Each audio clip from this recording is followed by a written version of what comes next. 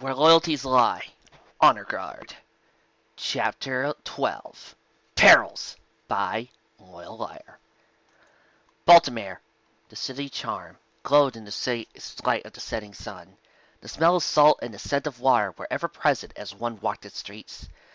The city that straddled the great Mississippi River, standing tall over the mouth of the river as it spout into Horseshoe Bay. To the north, the city was prim and proper and old. It had the decency, or perhaps the utter boredom, to slow down and grow calm as the day wound to the end.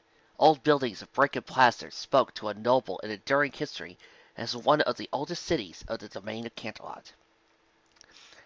Beneath a river, a different story was told.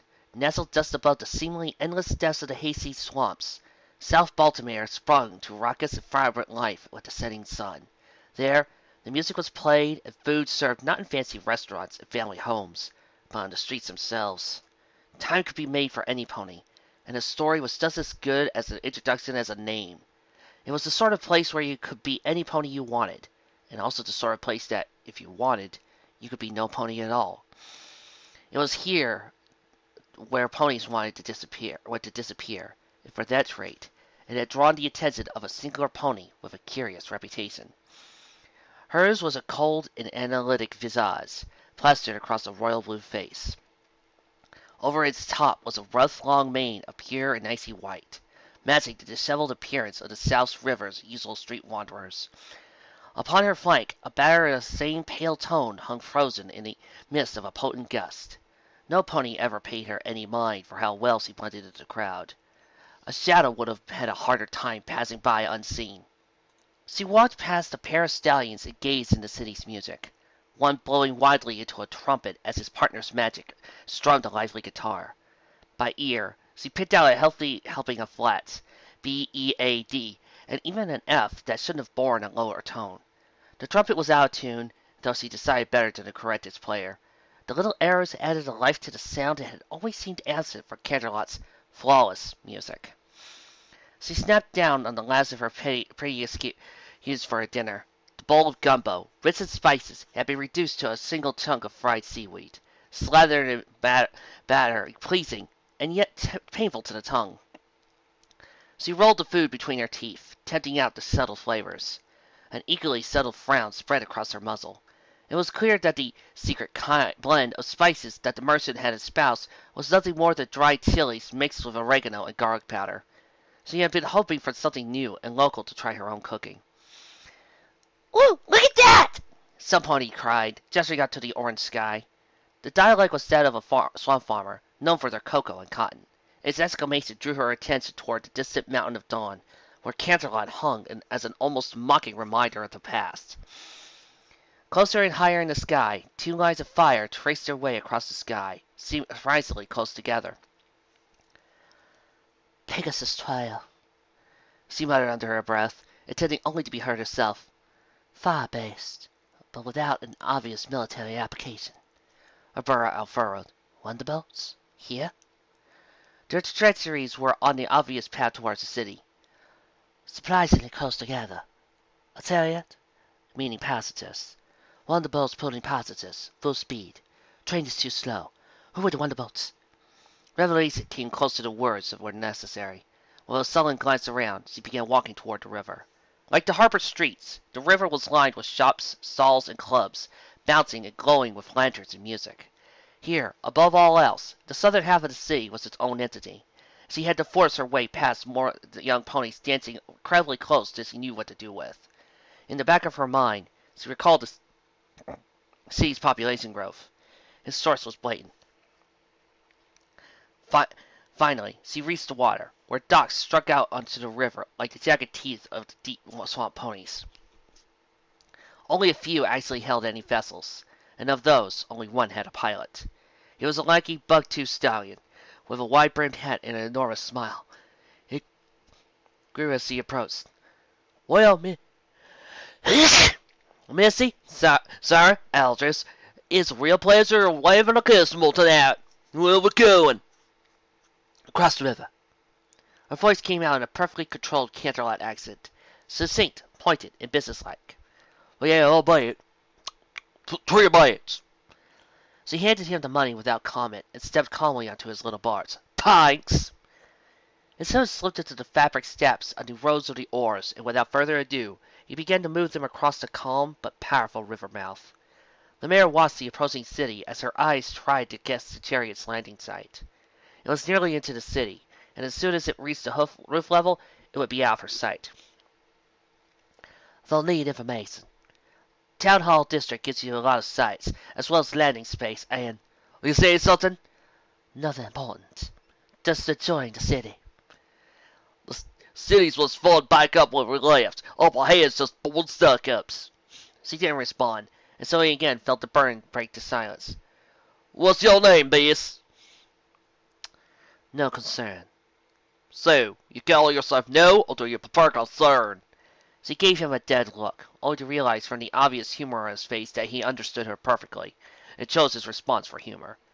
She noted once again not to underestimate the locals' linguistic comprehension because of their accents, before turning back toward the north with her thoughts. The rest of the ride was quiet, as the stallion finally seemed to realize that she had no desire to speak. The water carried them to the other shore, where a finely organized pier waited. Dozens of spaces were open to pull up, but that didn't stop another mare with a carefully styled bun in her mane from running up to the edge of the dock. "You can't park here! This is private property!" "The river ain't nobody's property. 'Tain't pauper," the pilot shouted back. The blue mare was inclined to agree. Who would claim property that what they could not hold in their hoofs? And yet, how many times had her own tongue staked such a claim in hypocrisy and bitter fact? Such high doubts soared unnoticed through the golden sky, far above the sight of the dockkeeper. "I'm not arguing with you about this, wild pony, but if I'll get the god's ponies if you try." In the course of her diatribe, the boat had gotten considerably closer to the pier. The passengers spun in the wing like a cresting dolphin. Glimmers of sunlight danced on her unbound hair, catching the eye and defying the heart. Her landing on the still dock was almost bittersweet. Before the dock manager could regain her composure, the other mare whipped out a small golden badge in a burst of white magic and flashed it. "I'm a god's pony. Now, please get out of my way." She walked up to the dock, putting her hooves in marching order without actually waiting for a response. The words would have taken too much time. Her last act on the pier, as she approached firm land once more, was to glance back over the shoulder. The other mare was ferociously biting her own lip and struggling in vain to maintain a calm demeanor. With a casual burst of magic from her horn, the guard's pony disheveled mane became a neat pun, and perfectly replicating the dock's manager. The path from the river to the city hall was particularly short, even given the marginal traffic of ponies traveling from work to their homes. They were business mares and bureaucrats, young and old. All seemed out for the same mold. Short, tight manes gave little sign of individuality. Marbled faces, little more than busts mounted on shoulders, stared unfeelingly into the prospect of another day of business as usual. None sensed the chameleon in their midst. The guard's pony walked with them, sharing their hoof steps and mirroring their faces. She had no need to, but the accent was more a part of her in those days than in any name or belief. Her duty defined her, and it demanded such actions.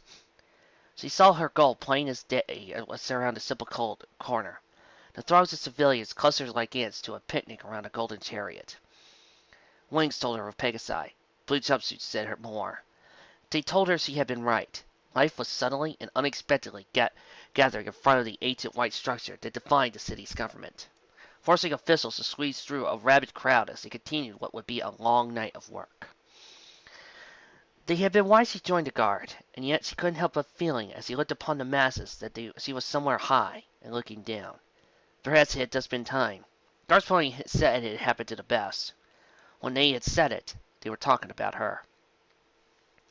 A trained eye and a sharp mind together knew better than to examine the throng.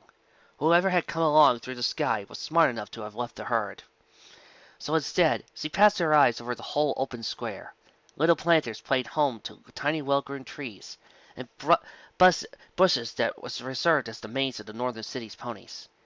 At the edge of the cobblestone square, closed storefronts had given up selling the little trinkets and tourist traps that every great city peddled in droves.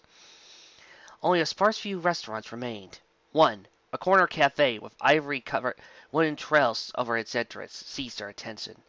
The object of her focus was a subtle purple glimmer in glass, a reflection whispering of an old but familiar memory. Her rose guided her to the building.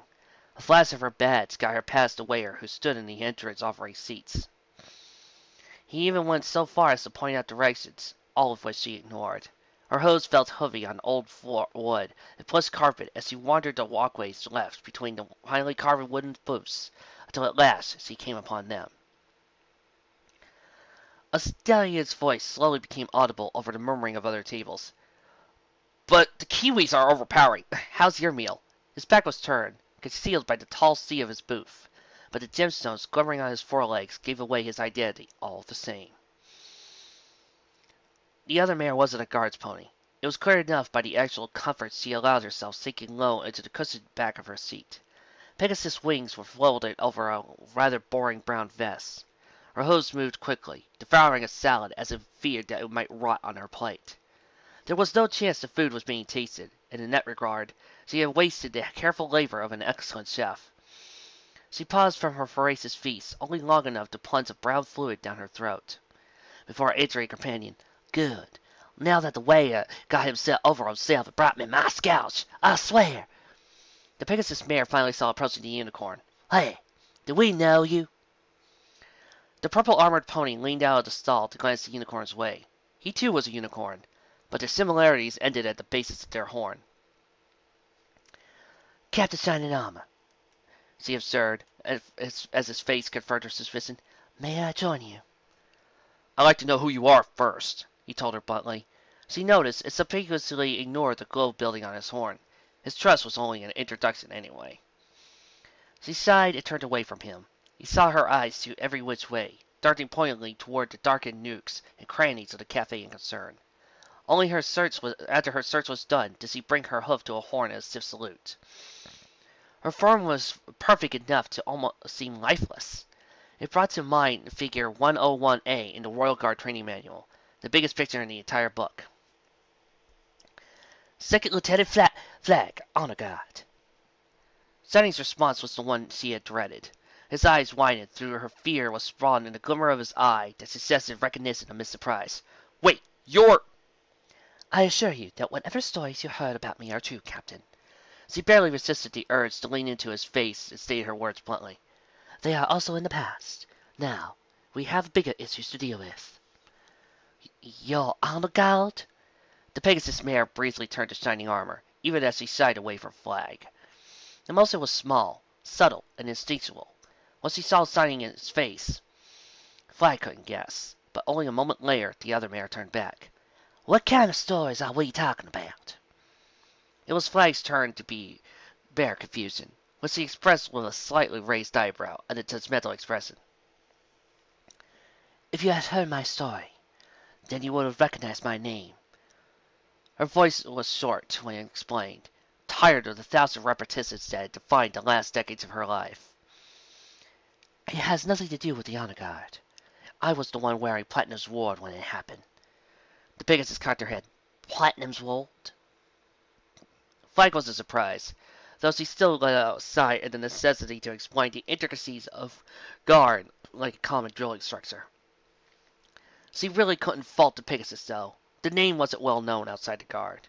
She reached over Shiny's chest and rapped twice on the amethyst cuirass covering his body. "This is Platinum's ward." She glanced at Shiny again, offered him a small smile. "The armor of the most powerful maids in the guard. That used to be me, going on 15 years ago. But it's hard to compete with the Paladin of Canterlot." She noticed the blush that appeared on Shiny's cheeks at the use of his informal nickname. Without addressing it, she turned back to the Pegasus mare. "I have to wonder who you are, to be traveling with the captain."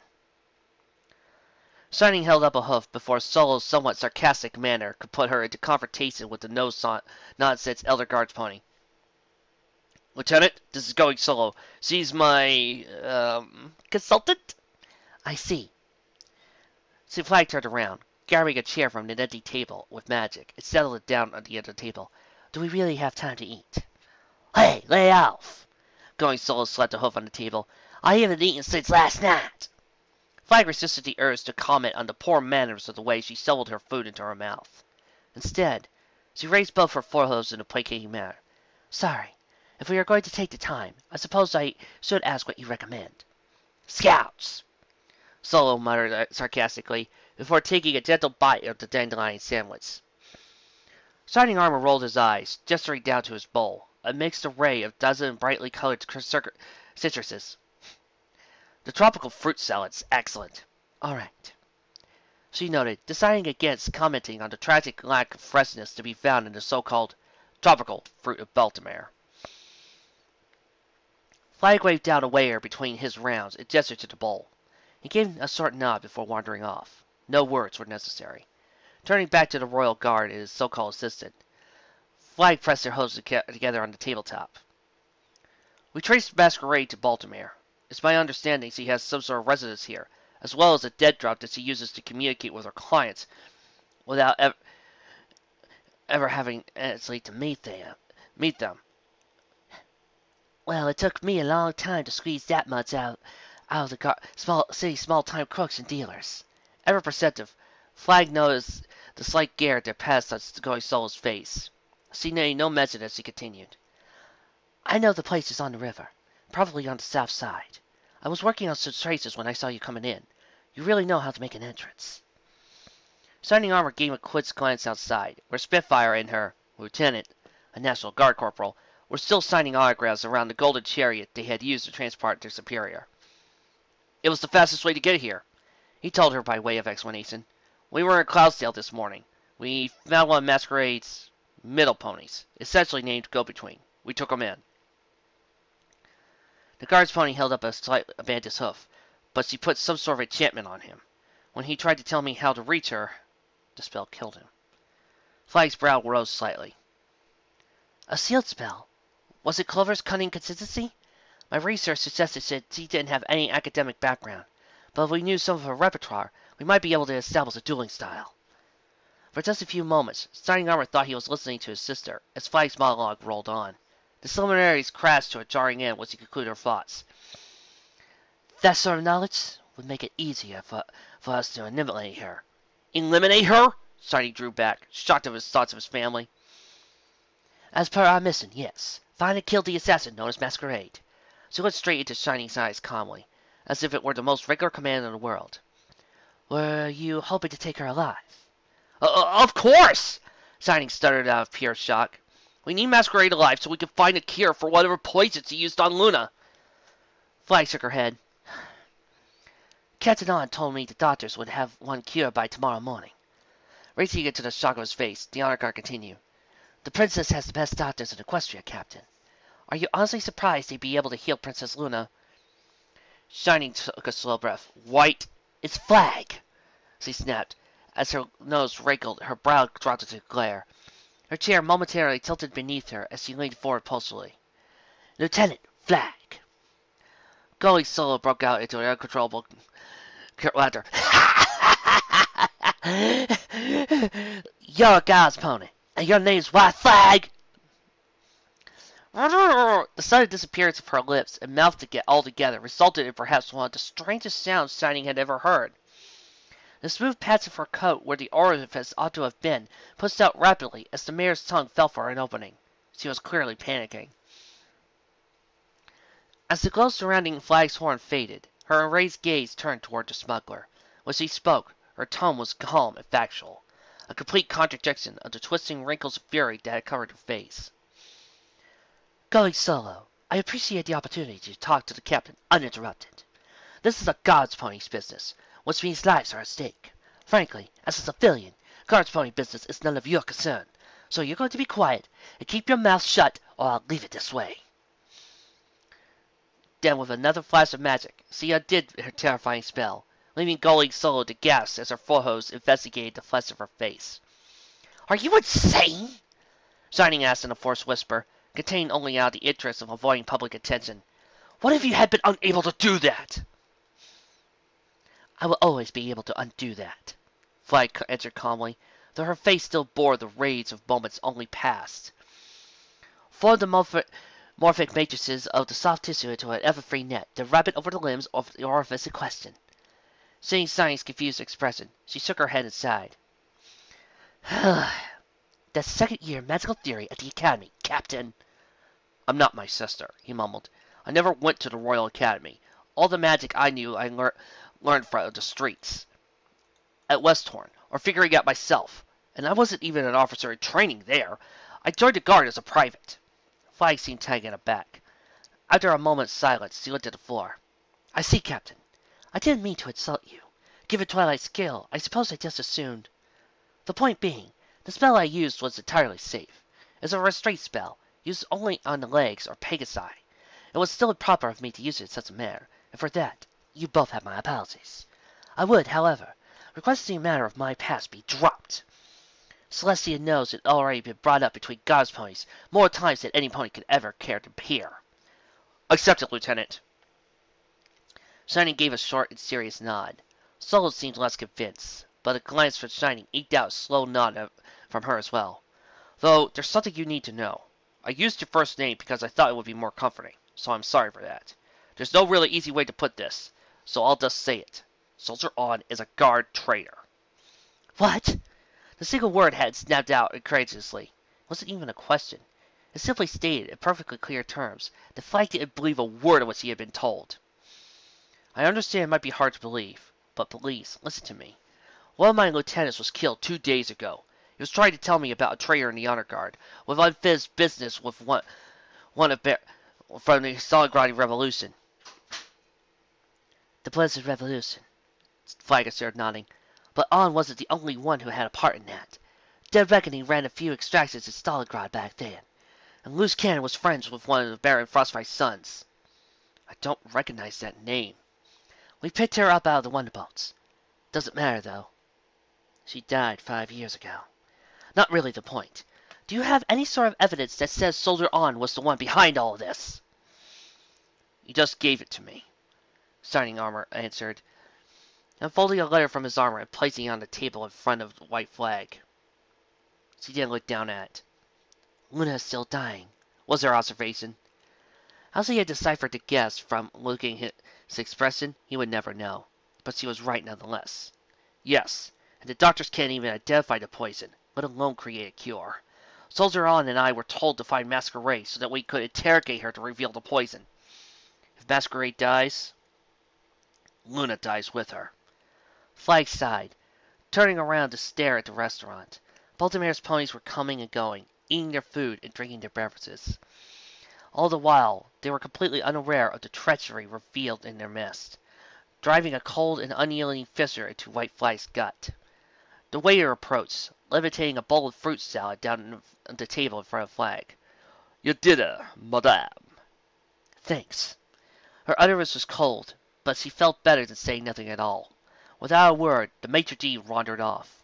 Flag turned to her food, levitated a few bites in her mouth, then swallowed slowly. She barely tasted anything. Let's say it's true, for argument's sake. What do we do about it?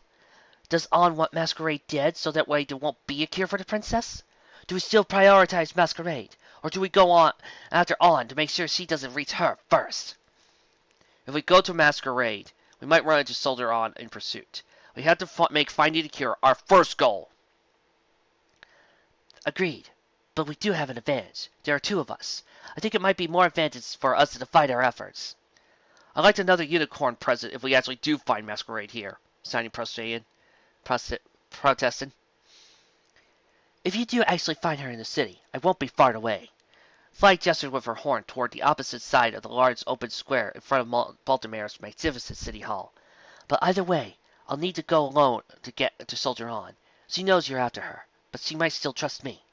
That, and if your consultant crosses On, she might end up a splatter on the wall. Going solo rose to her host, balancing her upper body on the table. Look, God's pony, I've been in worse scrapes than you could possibly imagine, and I'm still walking around, so you could shut your trap about me. You don't know me! Flag took a deep breath as if preparing to shout back, but her next action was to silently look straight at Going Solo. Her eyes traced up and down her body, taking in the little details of her vest, hooves, and facial features. The whole action took 20 seconds at most, and ended with the honor guard speaking aloud. You're a mediocre flyer, for which you were made fun of as a foal. To compensate, you flap too hard when you fly, leaving you with strong wings but terrible agility and wing control. You're a nightshade user, and, judging by the dozen pockets you failed to conceal on the inside of the vest, I say a dealer as well. The flinch of going Solo's face was proof enough for Flag, who continued unabated. You're a street fighter. You learned that in Cloudsdale while starting with the wings. Probably against the bullies who made fun of you for your flying, which explains the way you fold and whine you're standing still. You think you're tough because you've been in a couple of brawls while you're selling. And Flag guns down to Solo's hind hooves.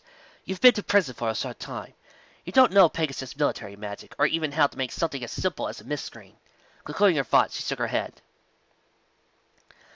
You have no idea what Soldier On or Masquerade would do to some pony like you. You're welcome to think that I'm a bitch, since you probably already do, but I'm trying to look out for you here. Armor and I are career soldiers. You get in the way, and you get hurt. Worst, you get him hurt trying to save you. Calling Solo stepped out of the booth and walked away. Flag barely paid any attention to her passing, and Shining's cry of wait came too late to deter her retreat. When the door shut behind her, Shining gave an angry look at Flag. Was that really necessary? I just saved her life, Captain. If she hates me for it, I will gladly live with the burden. Have you seen Soldier On fight? Her Endura rivals your Arcana. What? Endura, the proper name of pony magic, also used by boars, buffaloes, and griffins. I hope Arcana is obvious. Her tone made it perfectly clear that the short explanation had been a nuisance. She returned quickly to the topic at hoof. Frankly, that mare shouldn't have been here to begin with. I wouldn't fight Soldier On myself without some sort of advantage, but even you ought to be careful around her. Shining fell on their dinner like rain with a short explanations later was done. You didn't have to be so rude to her. The captain's response was plain and simple, hoping that facts might be the best way to reach the honor guard lieutenant. Flag seemed unaffected.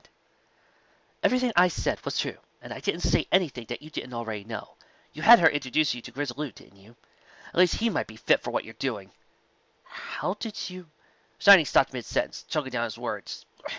That doesn't matter! I found a bank account here in Baltimore owned by Masquerade Ball. Once I talk to Solo, I'll see if I can't track down an address. Masquerade Ball?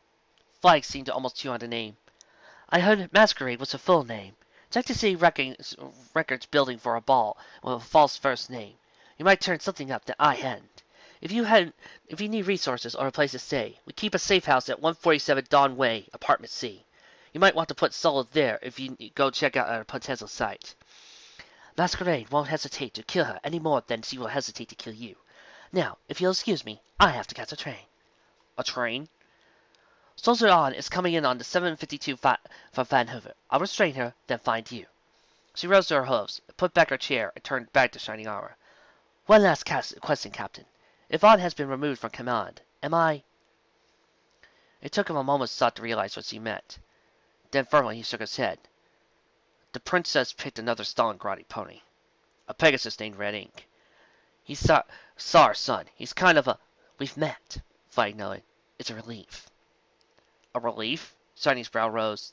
He's not exactly what I call the best commanding officer. He isn't me. But you were supposed to be the best... She cut him off with a raised hoof. The slight folds of her muzzle and the fire in her eyes said everything about her mood, as he kept hidden from her voice. Yes, Shining Armor, I was. There's no point in dwelling in my past. You're that pony now. She was halfway to the doorway when Shining Armor placed a hoof on her shoulder. She braced herself for his sympathies and turned to look at him. His face was not one of sympathy. It was cold and hard, and above all else, determined. It was a face she had seen 1,000 times on an individual and a commander. It was the face of a leader, a face she had forgotten. He spoke to her bluntly. Were you friends with Soldier On?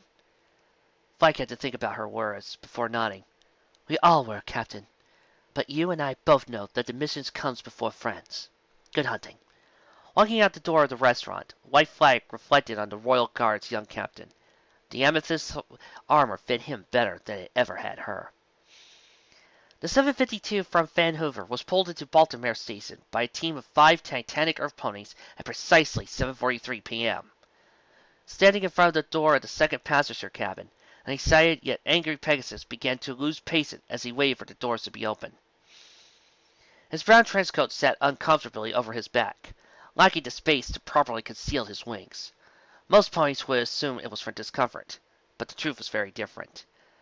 Red Ink's signature black coat was in fact probably the cheapest thing he ever owned. He brought it from the same day his brother died on a whim. It had been on sale in the store window, a size too small and far too thin a material to actually keep away the cold of a real Stalingrad winter. It had cost 3 bits, and over the years that tiny investment had come to represent his devotion to a cause. In Stalingrad it meant strength and power, and in a way that was more comforting than any fabric. Princess Celestia had given him that trench coat when he asked her for a disguise. It probably belonged to the commander, or perhaps even his predecessor. It smelled of age and money, and its thick, comfortable fabric left Ink feeling like he had betrayed what he felt he represented. It also seemed altogether ridiculous, reminding him of the detective stories about hard-boiled sleuths and hysterical dames that a young pony might buy for just 1 bit at a local shop. That was to say, in his eyes, it looked almost fictitious. Nevertheless, without any basis on fasten, he was prepared to trust Celestia's judgment. When the door swung open, he stepped off in a hurry. Serp and Molat were following behind, leaving enough space to suggest the 3 ponies weren't connected. Molat had cleaned well, wearing no armor or clothing at all, wearing only horseshoes as a weapon. Serp, ever on the edge of attacking ponies at random, wore a necklace that hung only half tightened around his neck, along with a business coat that failed to completely fit his personality. Like Ink's coat, its only purpose was to conceal the tiny razor-sharp blades lining the crest of his wings, and at that, at least, it fulfilled its purpose. Ink ignored his lackeys. He nearly left the train terminal when a passing unicorn rather bluntly slapped him in the chest with a newspaper. He glared at the offending periodical, and then turned back toward the mare, but she was gone. He might have merely passed off the incident, had his eye not caught the Stalingrad characters written in bold and red on the face of paper. Careful not to give away his wings, he clutched the newspaper in his teeth and carried it to the waiting bench, where he unfolded it with his hooves and began to read. Extra. Luna's paramour revealed. Reports from a confidential source within the Catalog Palace reveal that Princess Luna's sudden absence from current politics has the result of Princess being referred. Now, several months into her pregnancy, the princess has reportedly withdrawn from public life in order to avoid social pressure on the throne. Why would she keep it a secret? While unconfirmed currently, rumors exist that a former guard captain is a father, and that his dismissal from service by Princess Celestia herself is related to the affair. A castle butler, who wished to remain anonymous, had this to say. Ink ignored the false and bluntly libelous report, scanning down the page until he found the first Stalingrad characters, clearly intended for him. They were, after all, written in his namesake. Captain Ink, my name is Lieutenant Flag. You may not remember me, but we met at the Grand Galby Gala 6 years ago, following your victory in the Blizzard Revolution. I understand you are now the captain of the Honor Guard, and as such, I assume that you're in here for Baltimore, searching for ex-Captain Soldier On. She was on the train with you. I'm not sure where yet, but we have an advantage. On still believes that I think she is the captain. That is to say, she has no idea that I have met you. As such, I will be able to lead her into an ambush. South of the river, there is a place called the Chocolate Market. Go there and find the Skylark Building. It's an old, mostly run-down apartment complex. Go to the top floor and wait. You're welcome to stick your 2 companions wherever you want. But I encourage you to keep the other Pegasus out of sight. I'd apologize for giving you orders, but we only have one chance at this, and I don't want to lose the opportunity. Obviously, we can't be seen talking, or she'll know. When you're done reading this, fold up the paper and stick it under your leg, and carry it out to the station. Do not leave it behind, or throw it away before you get at least a few blocks away. I hope you've got my back, Captain. I can't take Soldier On alone. Nice to have competent subordinate for a change. Ink muttered to himself, tucking the paper into his jacket. Without hesitation, he set a course for the Chocolate Market, leaving behind the train station. Standing next to the third passenger of cars from the front, White Flag spared a momentary glance to watch him go. The easy part of her plan had been taken care of. Now she only needed to find Soldier On. Ink's appearance on the train was almost miraculously bad, guaranteed that the cunning, traitorous honor guard would have found somewhere to hide or get off the train. Knowing on, though, Flag was certain that he had arrived somehow. The strong, silent mare was known amongst the honor guard first and foremost for her tenacity. She had never left a job undone. Her scan of the remaining cars revealed that On was not on board. Disguises worked well for colors or main style, but the Earth's pony's enormous size wasn't easy to conceal. The reality, however, was that no pony was on board at all, save the conductor. He gave her an odd look until she flashed her badge, at which point his concern disappeared. Stepping back out of the train and onto the platform, Flag shook her head. None of the ponies who had crowded off the train could have possibly matched her target. No pony is that good, she muttered as the gears of her mind spun with possibilities. She scanned once more over the train, from its caboose to the 4 tired Earth ponies harnessed to the engine. 4? A smile broke over her face as she laughed out loud. Of course. The Stalingradi's make the trains run on time. Clever, On. A moment later, her eyes located a small door at the front side of the station labeled Staff Only. Casually, she began to make her way over.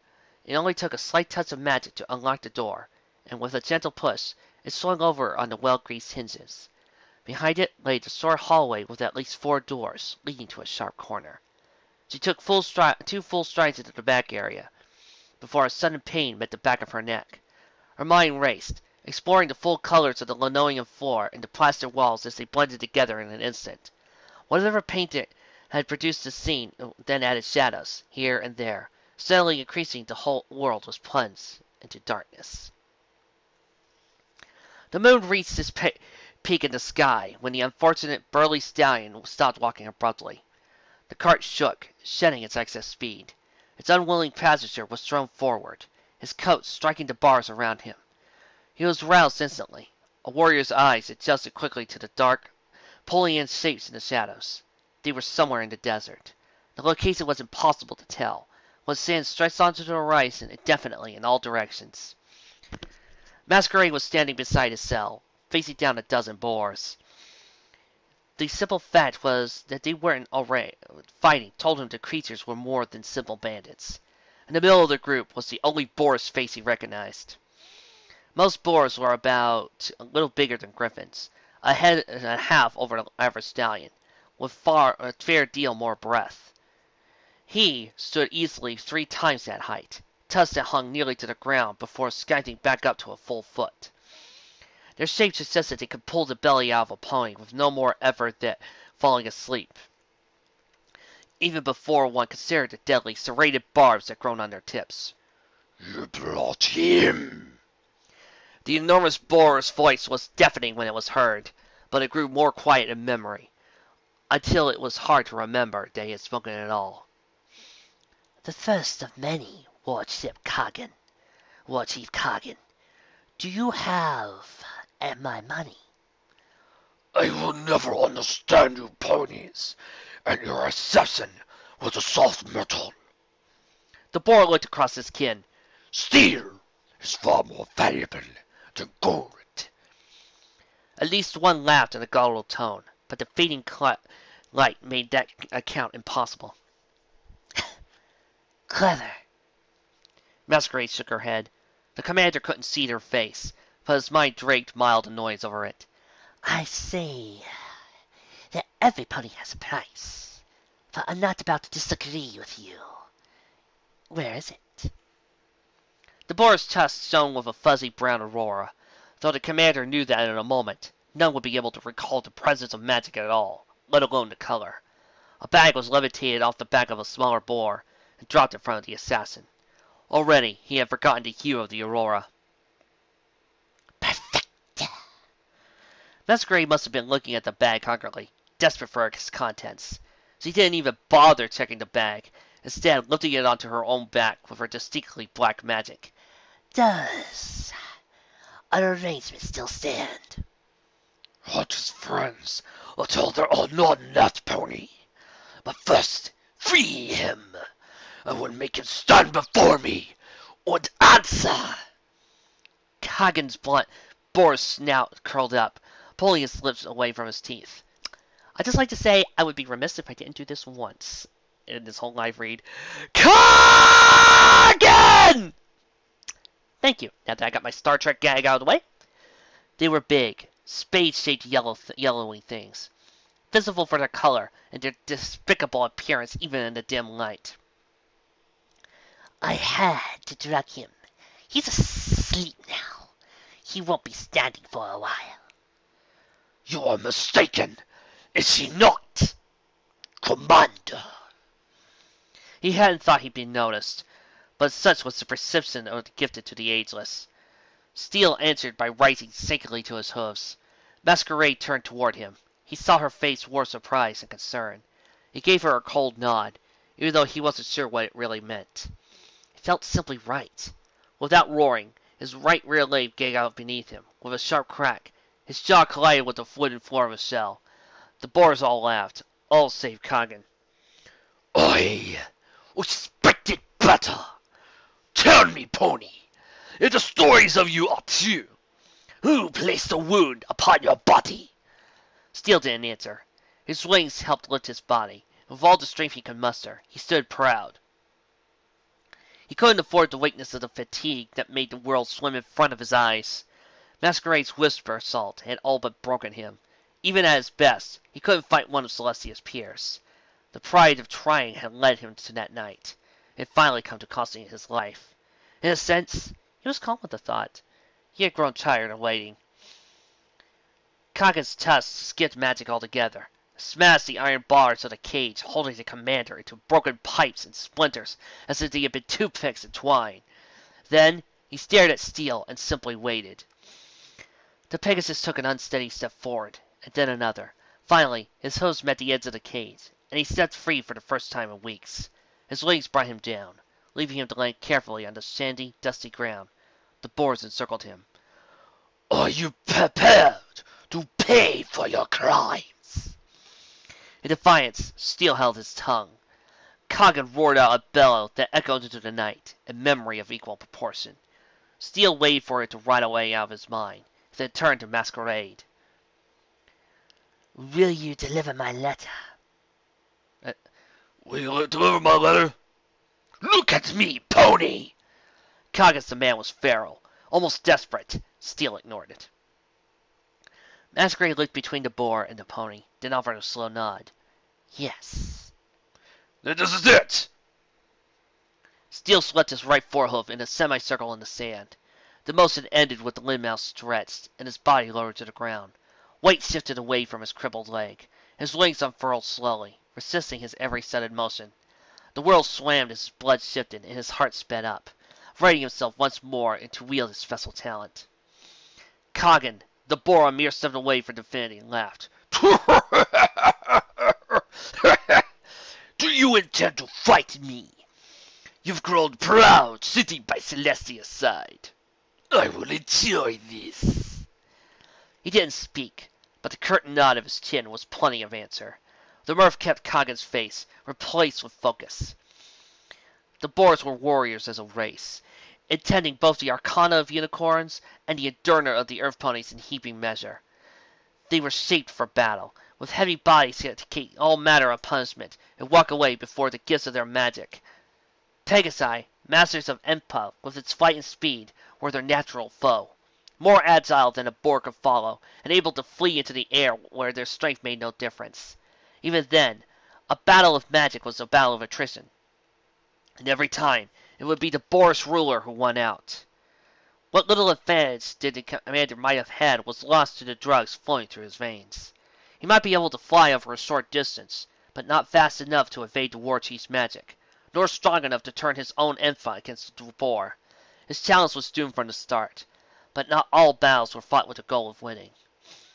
His wings gave him speed, not upward, but straight toward the boar, aided by a three-legged lunge.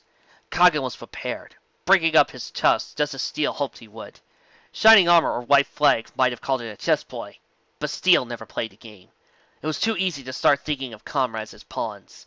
Instead, he likened his plan to his own duty, making a sacrifice for the betterment of Equestria. In the desert, his sacrifice was his wing, and its loss was painful. The tusks collided hard, with force brought on by magic beyond mere muscular strength. The limb was thrown out of its socket and broken in the same searing pain. Its trade came a moment later, when he landed a blow on Coggan's skull with his forward hoof. It might have been a felling go against a pony, and even the average boar would not have walked away easily. Against the titanic strength of the boar war teeth, it did nothing. The momentum of the lunge in the collision sent the commander spinning in midair, and with a heavy collision, he landed on the sand atop his injured wing. He was grateful that the whisper salt numbed his pain. Even without full sensation, black and white dots filled the edge of his vision. He knew he couldn't pay them any mind. The years of instincts kicked in when the pain overrode his thoughts. He was low, and Coggan was large. He wasn't much, but his mind pulled out an opening. He carried the roll until he was left lying on his back in the space beneath the boar's belly. There, he lashed out with 3 legs that he could manage, landing a blow after heavy blow against Coggan's ribs. His speed came from desperation, and his strength from a lifetime of dedication. They made a powerful combination. Blood was drawn, and a rib was broken in a sparse few seconds before an aura of magic tore the warrior from beneath his opponent by his tail. The arcane grip swung him a dozen feet in the air, and then smashed him against the sand like a whip. That single blow, between his skull and the densely packed desert sand, ended the battle. Merely the sound of collision was enough to make that fact clear. Steele felt his other wing break, along with at least one of his ribs in his right foreleg. He struggled to draw breath between the bouts of pain that surged through his body, like the lightning he had once been known to wield. Even laying on the ground, bleeding and beaten, the commander had yet to admit defeat. As Coggan stalked forward with heavy footfalls that shook the spinning world, Steele focused his emotions. Spasms of pain only built on his determination, and as slowly as he could, he dragged both his hind legs through the sand. The motion was defined only by sheer agony. The rolling of his hips twisted the broken spurs of his bones in his chest, sending the shards of ribs tearing through muscle and flesh. He couldn't even see for the pain, but the beating of the war teeth's approaching hooves told him that his one and only opportunity was approaching. When his legs were finally contracted, and his focus as tight as he could ever be, he lashed out. One leg extended, one too few. The burn that had claimed his cutie mark, and his skill as a warrior had also claimed his life. Without both legs, magic didn't come. The lightning wasn't there. The stunning blow that might have brought him a swift death and retribution didn't come to pass. One leg shot out, and a weak buck, a foot too far to even land a hit. He had been counting on the lightning one last time in his life, and it failed him.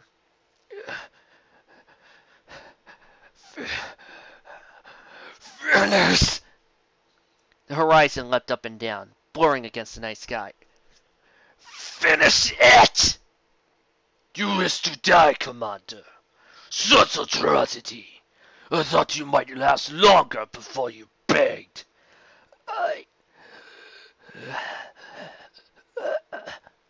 Yes. I don't beg. Oh, we'll have to fix that.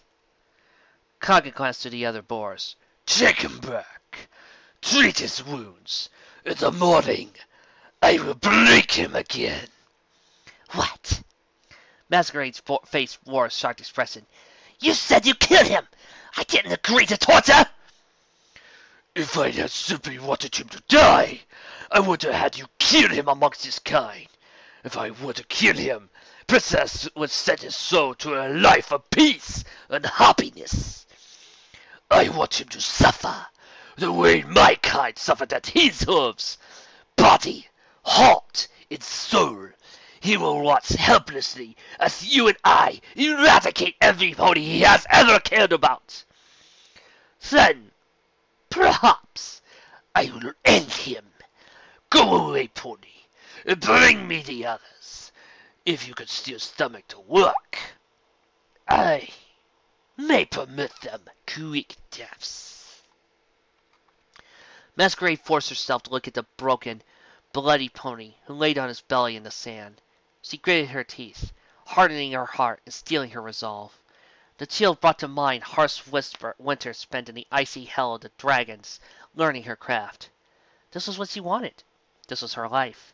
She wouldn't turn back. She couldn't let her resolve be broken. She walked over to Steele's side. Coggin watched her with curiosity, but a casual motion of his own hoofs stopped his entourage from approaching her to hold her at bay. The Pegasus looked up at her. His gaze was shocking. She expected pleading eyes. She expected him to ask her to kill him, to stomp on his throat or spine, or wield her magic, or simply end it all. Instead, his glassed over orbs were just as cold and as unfeeling as the first time she had laid eyes on him. Instead, though his breathing was ragged, he took the time to draw out words. Did he kill Luna? The assassin glanced back at the creature, then shook her head. He only wanted you. Good. Steele's shattered chest shook with a faint hint of a laugh that was smothered and almost immediately by its pain. Equestria! Safe! A droplet of blood traced its way out of his ear and down his cheek. His tongue flicked at it idly. No more. Go! Even for her lifestyle and her forced detachment, Masquerade was sad to see the noble guard's pony as he faced his brutal ends. Goodbye, Steele. I was glad to know you. I'm sorry. His face, covered as it was in sand and blood, nevertheless rose from the ground to look at her in the eye. His voice struggled with the words. Not my... As the last escaped his lips, he collapsed to the sand, unconscious. Friend! Masquerade walked away from the only contact he had ever ended without killing the target. It was the only contract that ever left her with a regret.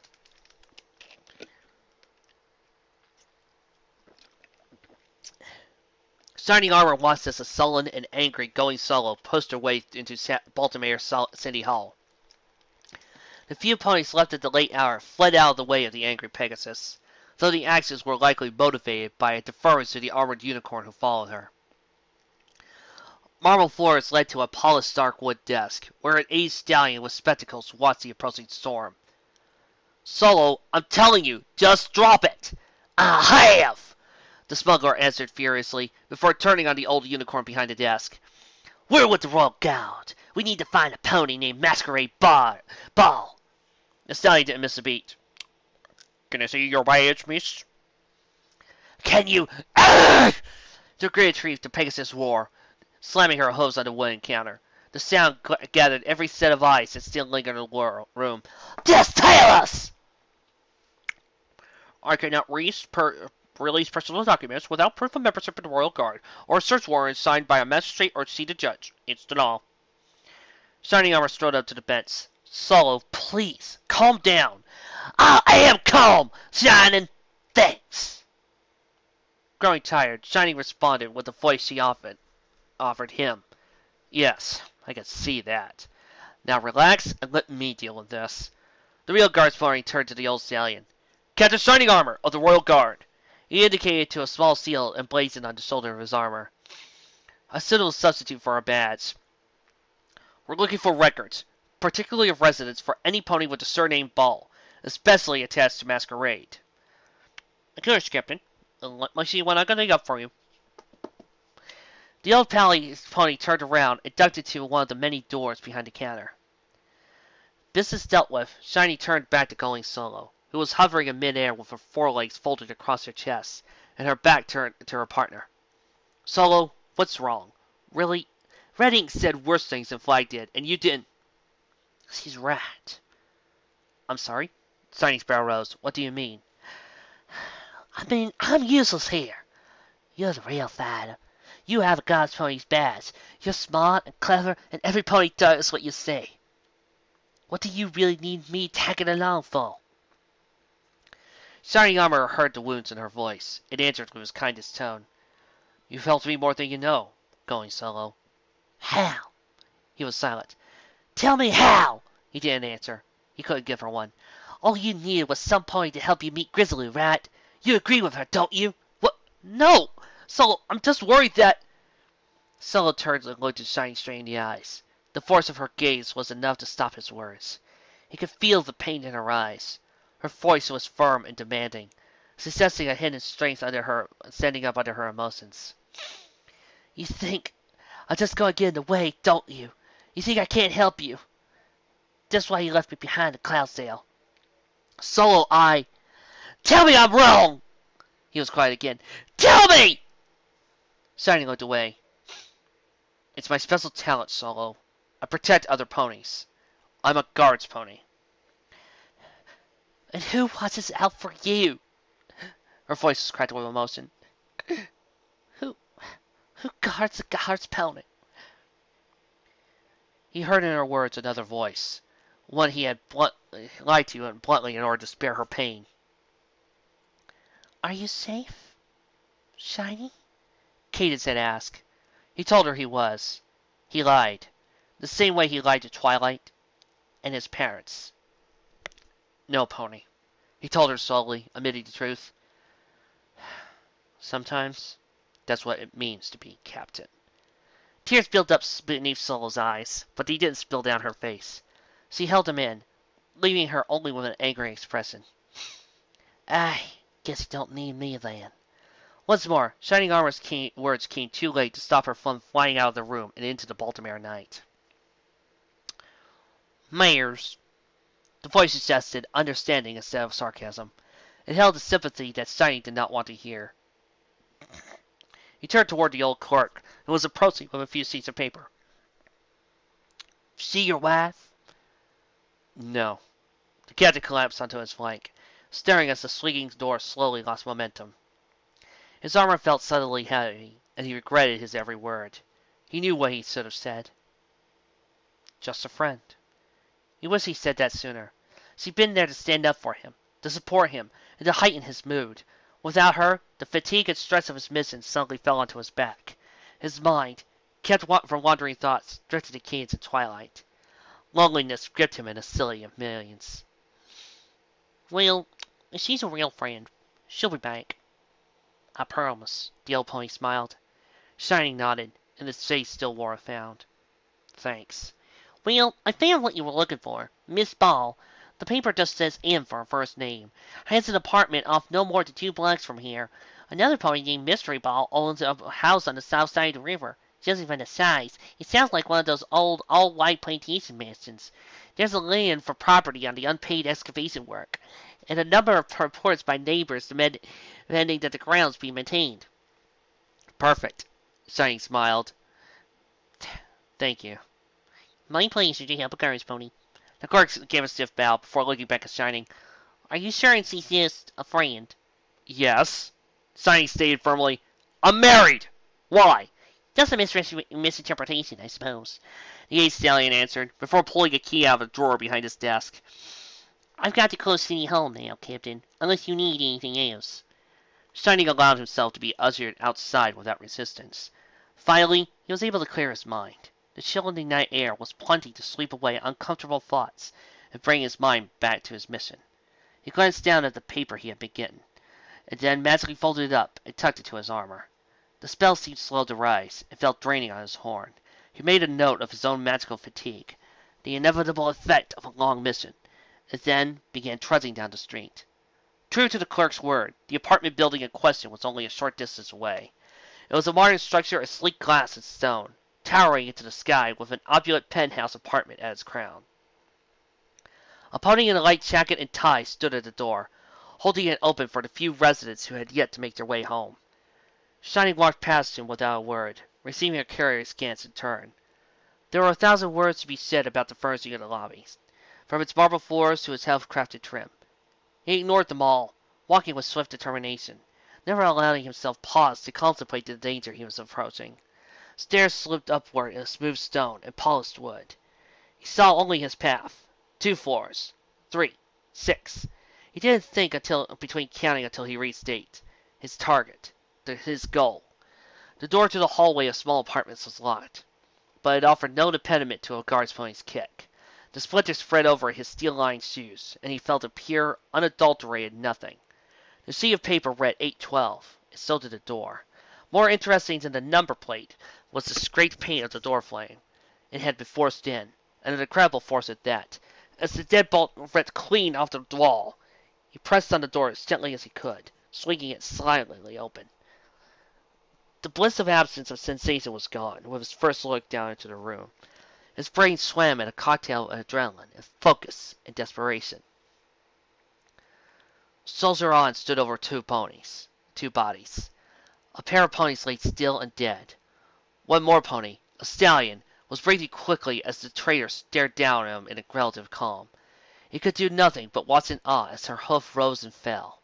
The sound was terrible, but brief. He moved toward her, gaining mana. Focused eyes and gentle breaths were broken by the noise of his approach. Words weren't necessary, but his tongue threw them out anyway, not bothering to ask for permission.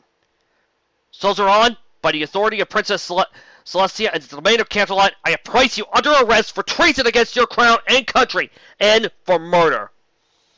Alma. Her legs straightened beneath her, restoring her to the advantage of height. He had forgotten her size, but it offered him no intimidation. He sought larger monsters. Magic was his shield, and at times, a sword as well. What are you doing here? She wasn't wearing armor at all. Her coat bore the color of eggshells, but none of their fragility. It glowed with the tone of roses alongside his rising magic. The fatigue from earlier rose in his mind, but he forced it down. Bolts, like thunder, flew toward her from point blank. She sidestepped the two, faster than any pony ought to have been able to react. The third, she struck mid-flight with her right forehoof, inches away from her muzzle. As the rippling waves of mana spilled down her coat, she stared at the limb, failing to bend her ankle. She had no idea that the spell would have paralyzed the whole body of a normal pony. Her blank stare seemed confounded. Did you kill these ponies? She looked down to where he gestured, then nodded. The lack of remorse on his face turned 1,000 Royal Guard rumors and gossip story into frigid fact. A sea of hot, wet bile surged up into his throat, stopping just behind his mouth. It didn't come from corpses. He'd seen enough of them in his time. He forced himself to focus. You receive a fair trial at Canterlot. Truth and justice murdered compromise. Give up. She shook her head. No time. The half flag. Who? He smothered his own question. It was a ploy. It had to be. He let his guard down, and then he'd be just as dead as the other ponies. He stepped back, channeling magic into his horn. The mana fought against his call. When his cold built up again, Zeron's gaze was on disappointment. You aren't going to listen to me? Before he could even consider an answer, she moved. The battle began with a tempo that outpaced any Shining had ever known. Soldier On's hooves moved heavily, providing a bass beat like war drums. Allegro was the order of the day. The deadly dance began with On lunging into the air on her off her left leg. There, she seemed to float, as Shining's magic added a blare of bass to the percussive undertones. Spells struck Soldier On 12 times. She ignored them all. Her limp right hoof came down on the second beat, sending a ranging pain through Shining's skull. His jaw bounced off the floor in a half-step, long enough time for On to land and grab the captain onto the neck with her left foreleg. The third beat of the first measure was a shift of her weight, leading to a crescendo of pain as he was hurled across the room. Drywall cracked and dust covered his pristine armor. I don't want to hurt you. Then surrender. Shining rose to his hooves, feeling the building headache that came from drained mana. He didn't have nearly enough left to fight as he would like. It left one option he would rather avoid it, but it was all he could do. She was charging him. It was strange for the rather large unicorn to be smaller as the combatants, but the difference gave him a distinct advantage. Her next blow came from a curving swing, taking the long path to his side to build momentum. He ducked, hearing the hoof whistle through the air just above his neck. Then he rose, with a blow of his own to her jaw. She blocked his next blow with her own foreleg, and then the contest evolved into a grapple. There, Soldier On's advantage was undeniable. Even with a limp leg, she was pressing him backward. He ducked and spun, and used every trick he ever learned on the Royal Guard training field. She anticipated and countered them all, as though he were a new recruit. He needed magic to beat her. And for magic, he needed space. She gave it to him. Painfully. Rising up on her hind legs, she lifted Shining by his torso, and then tossed him into the air. The motion was too fast for him to avoid, and his shift to the side only left his belly exposed instead of his back. As he fell backward toward the floor of the apartment, she stepped forward and reared up on her forelegs.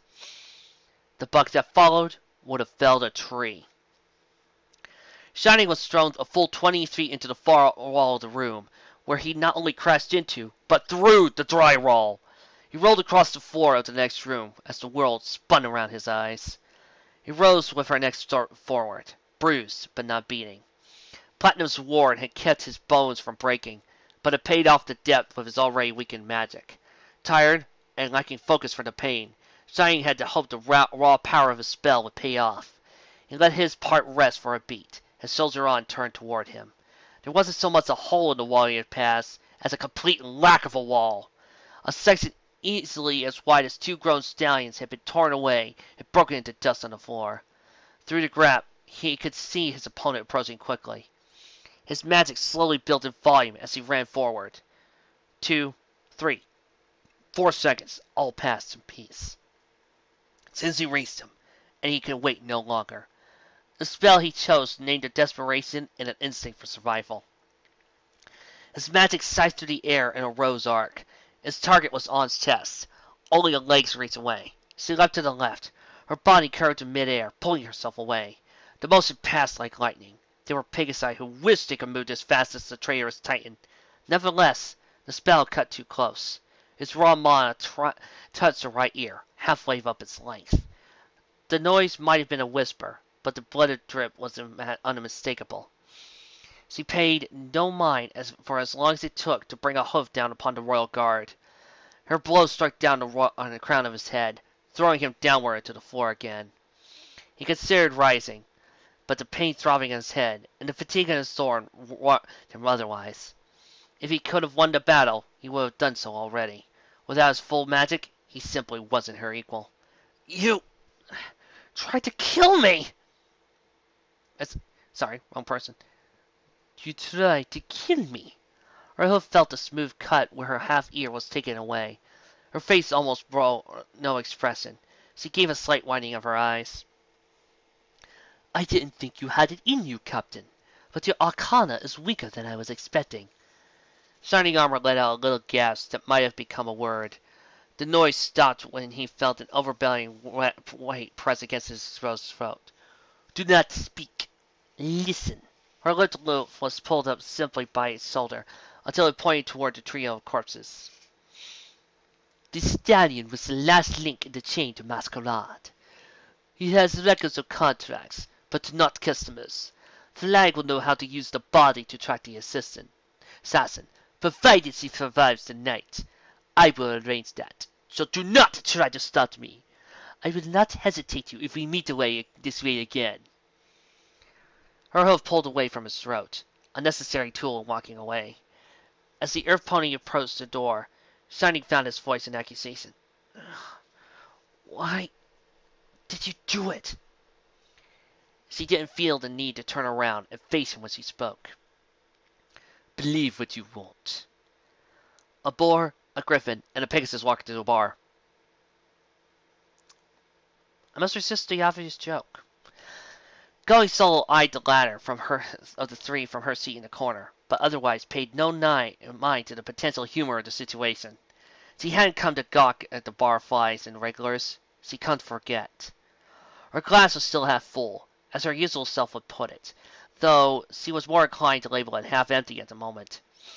She would have loved to drown her thoughts with Shining Armor, in his rigid, uptight, good cop act, his smile, his incredible musculature. She took a long drink, leaving her with a quarter full, mostly empty glass. Forget Shining Armor! He didn't want her, and certainly she didn't want him. Besides, in a bar like this, she was certain she could find a pony just as big and welcoming, who would be all too happy to climb into a comfortable bed with her and help her forget. She contemplated a mare, briefly, but there wasn't any interest even in the thought of a young rainbow thing from a few days earlier. No, it was definitely a stallion night. She wished there had been a pony sitting at the bar. He would have been a Pegasus, with big strong wings and a sort of jaw you could slice bread with. His tail would have been well kept at the top, but if your eyes traced it down, you find the end to be rough, dirty, and glorious. and his flanks would be built like boulders, thick and tough like you could almost take a bite out of. He turned and looked at her, and his mane would flit out of his eyes. He smiled the way no pony else would smile, the way Shining Armor smiled. "No!" she yelled, smashing a table. At a Baltimore's bar, nearing midnight, none of the patrons even offered her clients for the outburst. Her stallion wasn't there. Or was he? She glanced at the newcomers. He wasn't sitting at the bar, ready to offer that perfect smile. But the Pegasus was certainly handsome. He and his non-pony companions had climbed into a stall in the far corner, waiting for service. She looked down at her glass and shrugged and drained it. The flavor wasn't worth writing home about. But the splash of heat in her throat was exactly what she needed. She got to her hose and made her way over. And so, I says to him, "Hey, no, you got it all wrong. I'm the replacements." And then this stupid chief gives me this crazy look, and he's like, "Who's the sick?" The three mismatched creatures settled a happy laugh. "So I slipped in and figured out what stable it was, and no pony even—" The boar slapped his shoulder, cutting off his story. It took only a simple gesture to draw their collective attention toward going solo. It was the Griffin who spoke to her first, with a surprisingly clean tone. "Can we do something for you, miss?"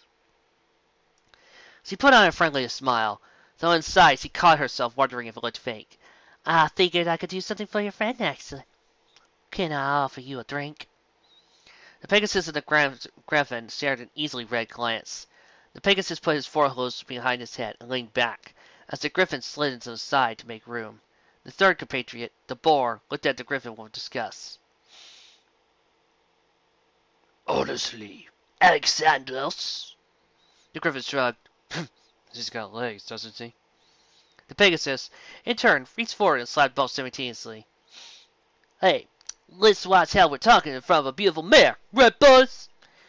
His focus had turned to her. "What's your name, sweetheart?" "Go solo." "Not tonight," the Griffin whispered, placing a talon over his beak that utterly failed to muffle his comment. The Pegasus slapped him again. "Sorry about Alexandros. He could be a bit forward, but he's a great guy when you get to know him. My boss here friend is Batar, and..." Sorry. It's the dust in this bar, man. It's just ridiculous. And I'm on a mission. "Really?" She leaned up to his ear teasingly. "Can't you take a break?" "Sorry, folks. The narrator's also sneezing." He laughed. It was a nice tone, but it wasn't like Shining's. She shook her head well as she spoke. "Well played, Southern Raw." "Sorry again. I'll be right back." Just something stupid. It's so big. You were telling a story. Are you a chief?" He glanced quickly around to his friends. His smile disappeared momentarily. It returned wider than before, although only slightly. No, I'm a chef. I used to be a short-order cook, but I got out of that business pretty quick. My friends and I are contractors." Baltar spoke up. "We're more efficient than an old pony team." "That we are," Missy replied. "You should see some of the things Batar can lift. He's like a living construction crane." "And a jackhammer," Baltar added, with none of his sarcastic annoyance. "And a drill, and a cart, and..." "I think she gets the point." Alexandros interrupted. "What do you do?" "Me?" She shrugged. "Nothing interesting, really. I manage acquisition and distribution at a general store on Canton Out." "Corporate!" Missy raised a brow. Solo had to imagine that there wasn't many corporate mayors slumming in Baltimore bars tonight. "Well, if it brings in the beats, that's all that matters." He wrapped a wing around Solo's shoulders. "Speaking of acquisitions, though, I gotta ask something. But, did you get that contract figured out?" The boar nodded. "The trade, you mean? Yeah, I was a little worried, since it showed up early. But Stalingrad didn't give me any trouble." Alexandros placed one of his talons firmly on the table, gathering their attention. "Is this something we should really be discussing in present company?" "Hey, come on! It's not like she's going to get her feelings hurt if we talk shop up a bit. And if she does... His words grew closer. He nuzzled her neck. The sensation of his warm breath filled her with life. I know of a few ways to make her feel better. She flicked him with a wingtip when he started to nibble. Let's get some drinks first. Mr. nodded, turning to his griffin friend. Beers to start off with, I think. Start. The little bit of fuzz at the front of Solo's mind spoke to her. I'm already on my third scotch. Mrs. Brown froze before her laugh escaped a step. Fair enough. Looks like we'll just have to catch up. You heard the lady, Al. Yeah, I heard. The griffin stalked away, leaving the Pegasi and Boar behind. So, me son, began Baltar, stumbling over his words with his heavy tongue. Now that Purple and Blaine are done, do we go for Stalingrad or do we head for the ball? Mrs. smiled. I think we've already taken enough contracts in Baltimore. Let's just wait for any cooking to settle, then head out. I'll drop off Shiny Honey, and you take care of the Smarty Pants. Solo rubbed up against Missin. Shiny Honey, who's that?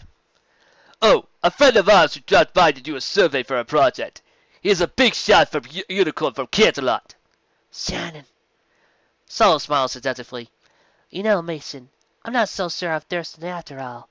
I say, I'm just feeling tired. She let her breath slide over his ear. The Pegasus wasn't about to let his opportunity pass.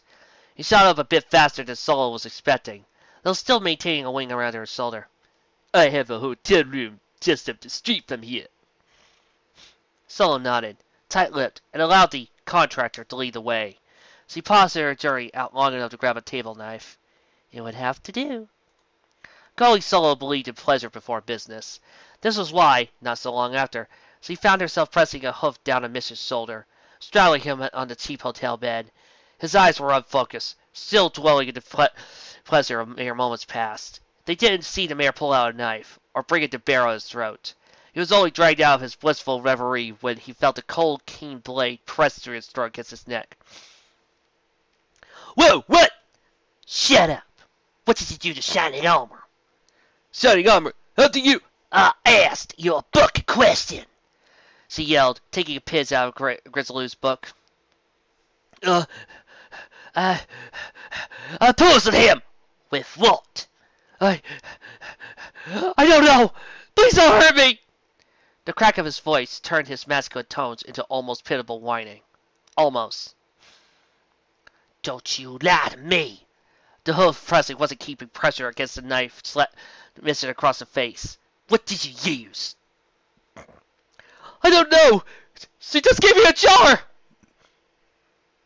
His words assaulted the panting sobs. Her muzzle raked in disgust. Really? You're going to stop crying now? I can't tell you. She'll kill me. She'll put a spell on me. The idea was all too familiar. Masquerade. Solo's intensity only grew. Where is she? He didn't answer quickly enough. She leaned down, inches from his face. Where is she? I don't know. Really. I'm just a thief. I tried to break her into her house south of here. All she wanted from me was the poison armor so he wouldn't get in the way. We had to have it done before the train got here. Train? What train? Batar knows. There were these guards ponies we had to capture. Alive. Batar already got one, and we were using her as bait for her friend. We were allowed to kill just armor if he got in the way. I don't think the poison will actually kill him. That's all I can say. I promise. Don't kill me! Something about that particular plea was comforting. Solo reached back with her free hoof to the short post at the foot of the bed, where she had discarded her vest. In the process of slipping it on, she grabbed a few whisper salt crystals. They slid into her own mouth unnoticed, before dissolving her saliva. Then she leaned forward and gave him the deepest kiss she had shared the entire night. His eyes went wide in a potent mixture of fear and confusion and arousal. It took only a moment for him to meet her exploratory tongue, but when she did, she handed him all the potent drugs she could manage. She pulled back and eased up on the knife and smiled. He smiled back. Then she punched him in the face, once, twice, and on the third time he collapsed. She got off his body, throwing the covers over his exposed form, and brushed herself off. His company hadn't been calming, but it had brought enough relief and answers. She moved over to the window, removing the bed bolt and leaving behind a small opening to allow Loyalliar access from the outside. Then she turned back to the door and ran away. There was no time to lose.